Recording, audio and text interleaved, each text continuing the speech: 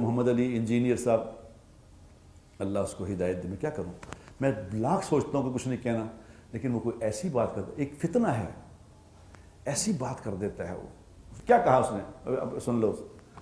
مولانا حضرت مفتی تقی عثمانی صاحب دامت برکات، کتنے بڑے آدمی ہیں، اور پوری دنیا ریکگنائز کر گئی ہے کہ ان سے بڑا کوئی آدمی نہیں ہے پاکستان میں، یہ سب پاکستان سب سے بڑے آدمی ہیں.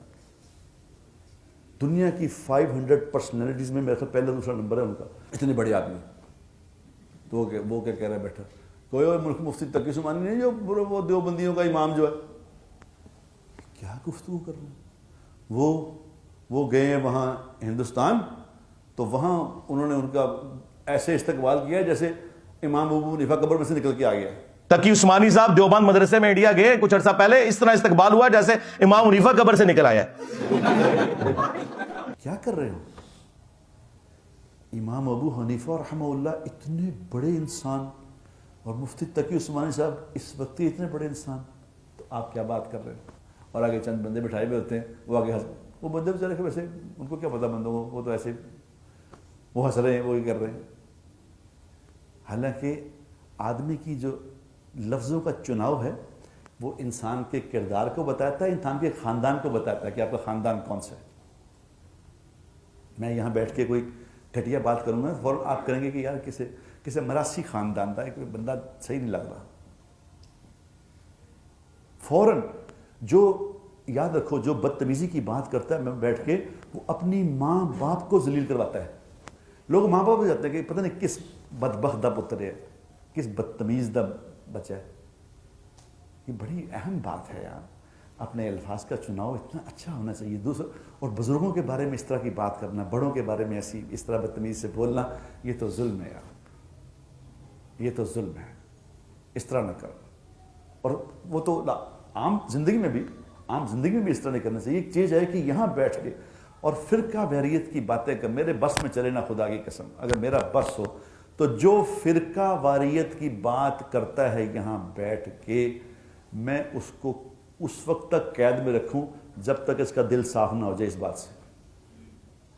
اور ایک مشین تیار کروں جو دل کھول کے دیکھے کہ اس کے دل میں فرقہ واریت کی نفرت نکلی ہے کہ نہیں نکلی. امت میں توڑ پیدا کرنا، لوگوں کو لڑانا، لوگوں کو خوشخبریاں. حضور اکرم صلی اللہ علیہ وسلم کیا فرما رہے ہیں؟ اس کا مفہوم ہے کہ لوگوں کو خوشخبریاں سناؤ، لوگوں کو متنفر نہ کرو.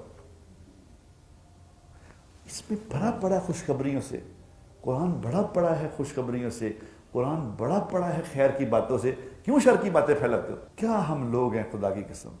یہاں بیٹھ کے جو ممبر بیٹھ کے میں اگر کوئی بات کروں کسی فرقے کے بارے میں، آپ یقین کرو آپ کو چاہیے کہ آپ مجھے اٹھ کے کہیں کہ آپ اپنی بکواس بند کریں. حضرت صاحب ہمیں خیر کی بات بتاؤ، کیا تکلیف ہے آپ کو؟ اتنی جرت ہونی چاہیے کہ میں اگر کسی فرقے کے بارے میں بات کروں یہاں بیٹھ کے، آپ کے ذمے ہے یہ بات کہ مجھے کہہ دیں کہ بھئی آئندہ یہ بات نہ کرنا، میں آپ کو اس کا اختیار دیتا ہوں.